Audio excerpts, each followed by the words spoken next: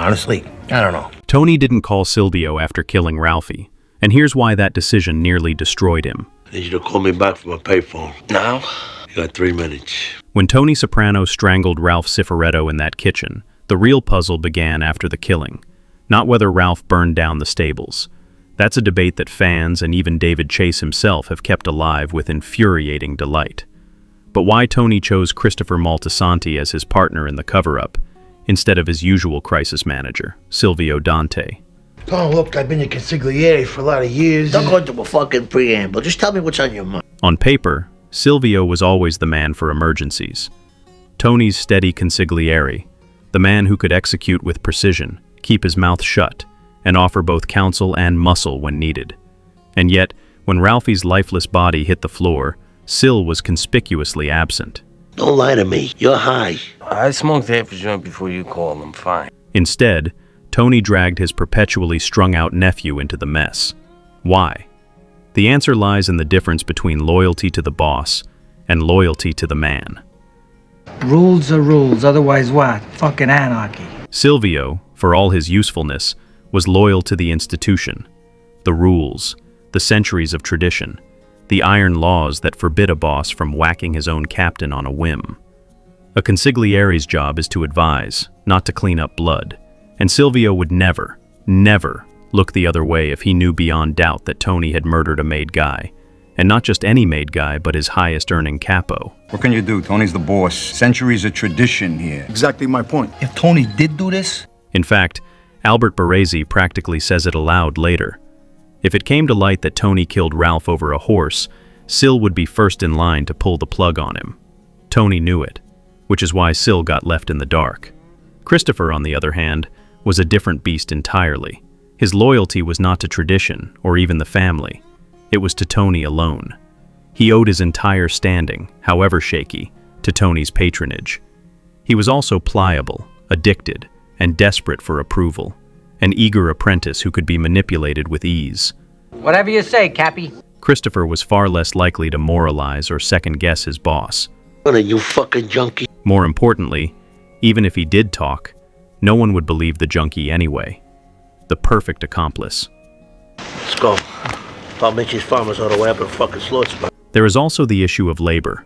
Dismembering a body, scrubbing floors, and hauling evidence into the Pine Barrens at 2 in the morning is grunt work. Lame. I don't know why Sil rules so half-assed on you. Silvio, the family's consigliere and de facto number 2, doesn't do grunt work. Christopher, however, does exactly what he's told. Tony understood this division of labor well. When it comes to counsel, you call Sil. When it comes to chopping up a corpse, you call Chris. Of course, there's a deeper irony here. Tony's choice reveals both his cunning and his downfall. Nobody's heard from Ralph. Starting to worry, Tom. By keeping Silvio in the dark, Tony preserved his consigliere's plausible deniability, shielding him from complicity.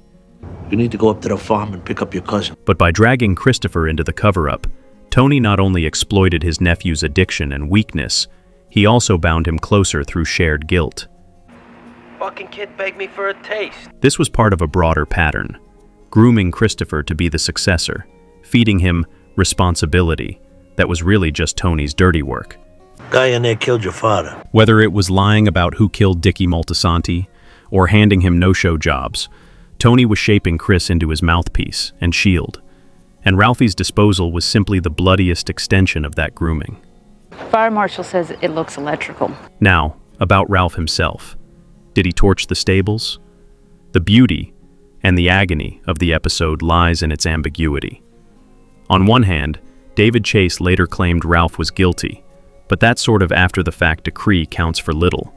What matters is what the show presents. And the show, as usual, thrives on contradiction. No, I did not! But so what? So what? Ralph's denial is slippery and self-incriminating. I didn't do it, and if I did, so what? It's a line that echoes his earlier lies, about Ginny Sack, about Tracy, where his guilt was written in the wobble of his denials. She can grow up to be a cocksucking slob. He's a man incapable of empathy, incapable of restraint, and perfectly capable of torching a horse simply to make a point. And yet, the scene also plays as though Ralph is innocent, a man bewildered by Tony's rage, protesting too much but not without cause. Joe Pantoliano reportedly played the moment as if Ralph didn't do it, while James Gandolfini played Tony's side as if Ralph had. The dissonance is deliberate. The tragedy and the brilliance lies in the uncertainty. Beautiful innocent creature. What did she ever do to you? Ralph may or may not have killed Pai O Mai, but Tony certainly killed Ralph. What makes the episode one of the show's finest is that the killing is not righteous, not some long-awaited retribution for Tracy or any of Ralph's other vile deeds. If Tony had acted then, after Tracy's brutal murder, the audience might have cheered him on. Instead, he waits. He stews. She tell you? My horse died? Pai O Mai. He claims grief for a horse as the excuse, but really, it's personal pride, wounded property, jealousy, and rage that tip him over. Go to the drugstore. The murder is impulsive, unnecessary, and, most damningly, done for the wrong reasons. That's what makes it the true beginning of Tony's downfall as a boss. The show never gives us the clean answer some viewers crave. Give me some cash. If you want to believe Ralph torched the stable, you'll find plenty of circumstantial hints. His property disputes, his history of lies, Seeing that girl you used to date, Valentina. his thinly veiled resentment over Tony stealing his horse and his girlfriend. If you want to believe he's innocent, the irony is delicious. Ralph survives endless atrocities, only to be executed for the one crime he didn't commit. Both readings are valid, and that's the point. Bing. Get rid of that fucking picture. And here's the real kicker. It doesn't actually matter whether Ralph did it. Tony wanted Ralph gone, and the horse gave him the excuse. Hey, you think I had something to do with it? The entire episode is a study in plausible deniability, both for Ralph and for Tony. Ralph maintains his innocence while undercutting it. I found him like this. Guy was a piece of shit. Tony claims he found him like this, a laughable story Christopher doesn't believe for a second but swallows anyway. Honestly, I don't know. And Silvio? He's safely uninformed, free to shrug in the back room and tell Albert Bariz, honestly, I don't know. Called you half a fucking hour ago. By the end, the message is clear. In moments of crisis, Tony Soprano doesn't turn to the man who upholds the rules. He turns to the man who will break them for him. Silvio may be the consigliere, but Christopher is the cleaner.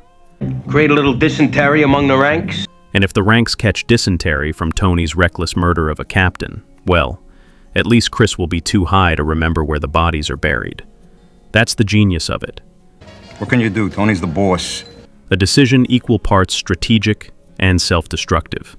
Tony protects himself by keeping Silvio out of the loop, but he also chips away at the foundation of his own leadership. He sacrifices tradition for convenience, loyalty to the family for loyalty to himself.